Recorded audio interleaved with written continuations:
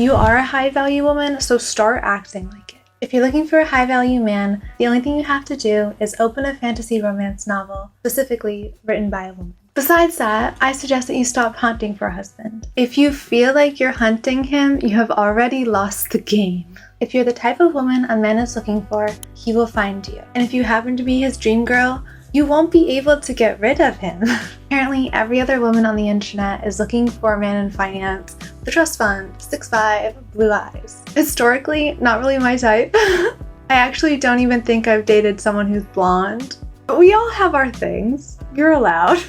So if you're brave enough to venture outside of the realm of fantasy and memes on the internet, how do you find love? Hi everyone, and welcome back to my channel. Here are my top tips for cultivating magical romance in the real world. The first thing I want to talk about is your mentality towards the act of falling in love. I don't think that love is something you go out and find in the sense that you're on some kind of scavenger hunt to find this elusive thing we call love. I think that it's a feeling and experience that you can be receptive to and an atmosphere that you can help cultivate. When you're in the mindset of cultivating this perception of love, I think you can find yourself stumbling into it, but not like finding it as if you're on a scavenger hunt. The next step I have is to find clarity on what you really want. What is your heart's desire? Love looks different to all of us. The future I personally fantasize about could look like complete hell to someone else, and someone's dream life could be perfect for them but have no appeal to me. If you want to be able to recognize love when you find it, I think you have to have a sense of what you're looking for so that you recognize it when it's on your path. I'm blessed to have grown up in a family that makes me feel really loved and cared for. But if I were to find love as an adult, I think it would remind me of home. In that home, I would feel safe, supported, and feel free to be myself and be loved for it. That feeling of home is what I hope to find in another person and a relationship. Spend some time in your journal thinking about specifically what your version of love looks like to you. And be as specific as you possibly can. Because I believe that the more time we spend visualizing and getting clarity on our dreams, the more likely they are to come into our reality. So my next point is to love yourself. I know it is a huge cliche, but I think it's a cliche for a reason. You don't understand how to make yourself feel happy and loved, there's no way someone else can do that for you. How you treat yourself is a message to the world about how you expect to be treated by others. It is a display of your boundaries, self-worth, and self-esteem. You are a high-value woman, so start acting like it. You are the only person who is responsible for your own personal well-being. You are worthy of being cared for, and the first person who has to validate your worth, your self-esteem, and your beauty is you. If you're embodied in these values, you don't typically have to verbally articulate your boundaries to people.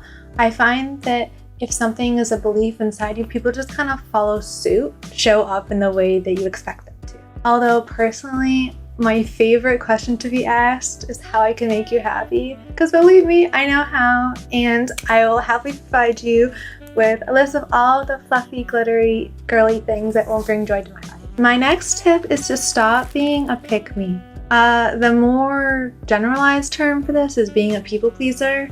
See the video above here. But the internet seems to be calling them pikmes recently. And if you're not familiar with the term, a pikme is a woman who feels like she has to perform in order to win the love of a friend or a romantic partner, and often crossing her own boundaries in order to make other people happy. In my view, it's still just being a people pleaser, but if pikme resonates more with you, we'll use that going forward. But the point is that no one, not even your platonic friends, appreciates a pikme. Being a people pleaser seems like something that's not really a big deal and only hurts the person themselves. But when you're being a people pleaser, you're acting in a certain way, hoping to get a reaction from other people, and it's actually a form of manipulation. And I think that's why people hate it so much, because they see you trying to manipulate them through gifts and acts of service and saying whatever they think you want them to say. It feels very ingenuine, and people resent you for people pleasing and acting like a pikme. And no one's going to fall in love and think you're high value if you're just putting on an act to do so. If you want to feel cherished and loved, the last thing that you want to do is to act like a people pleaser. If you have to beg for people to respect you, you're showing them that you don't believe intrinsically that you're worthy of their time. Pikmes are performing for attention and validation.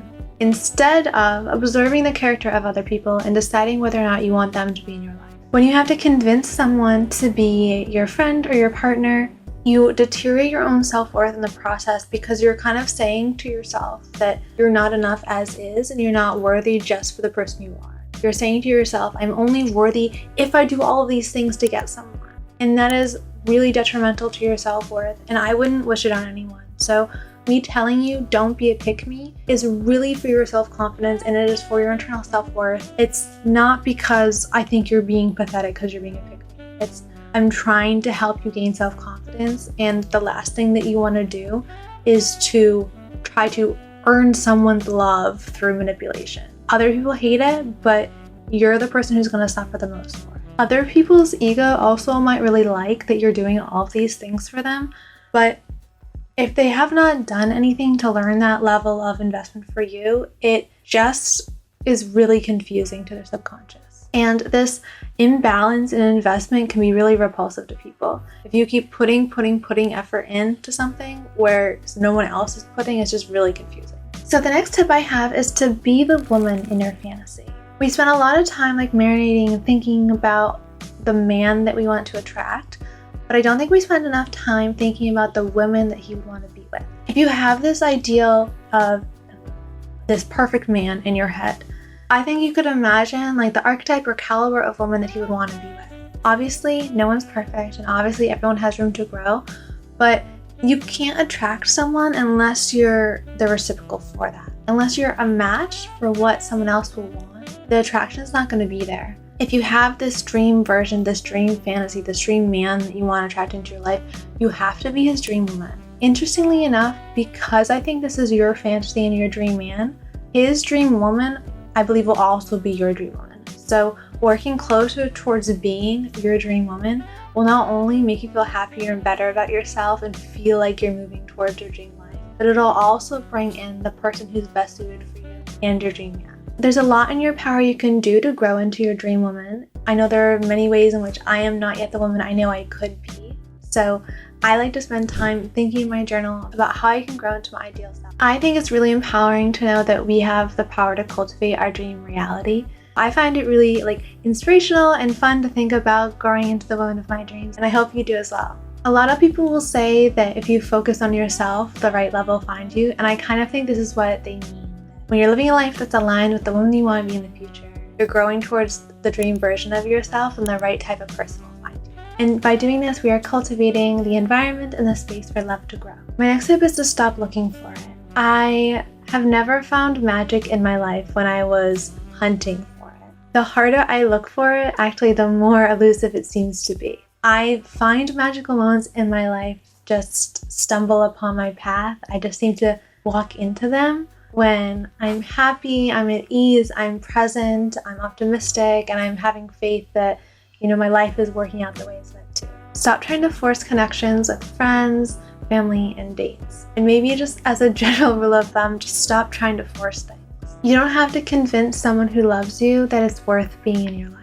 When I surrender to the course of life and allow my life to unfold, and I'm just playful and present in the moment, that's when I tend to stumble upon magical moments, and it feels like there's romance and love in it.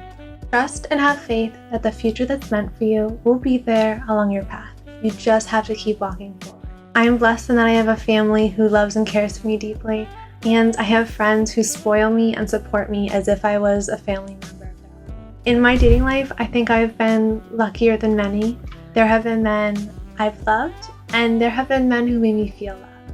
I know when the time's right, the love of my life will manifest, and we will both choose each other. And I suppose in that moment, I'll feel in love in the romantic sense. Alright guys, I hope this video was helpful for you. It was a little long and rambly. If you have any other suggestions on videos you'd like me to do in the future, please leave them in the comments box below. I'm so happy you guys are enjoying the content and our little lecture hall is growing. It makes me smile so much when I see your supportive comments and we see more friends in our circle. So thank you so much for your support. Really, I have so much fun making videos for you.